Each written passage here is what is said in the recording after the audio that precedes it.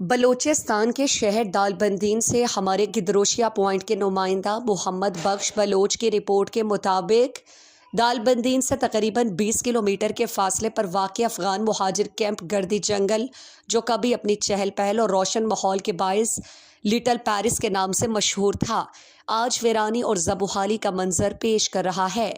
ماضی میں دور دراز علاقوں سے لوگ خریداری کے لیے گردی جنگل بازار کا رخ کرتے تھے، جہاں مختلف ممالک کے اعلیٰ معیار کے سامان انتہائی مناسب قیمتوں پر دستیاب ہوتے تھے۔ تاہم حکومت کی جانب سے افغان مہاجرین کی وطن واپسی کے اعلان کے بعد اب یہ علاقہ بے ترتیبی اور تنہائی کا شکار ہو چکا ہے۔ بازار میں قائم بڑی بڑی مارکیٹیں اور دکانیں منہدم کیے جانے کے بعد کھنڈرات میں تبدیل ہو چکی ہیں۔ مقامی ذرائع کے مطابق اس وقت 85% افغان باشندے گردی جنگل چھوڑ کر واپس افغانستان جا چکے ہیں، جبکہ باقی ماندہ چند خاندان علاقے میں رہائش پذیر ہیں۔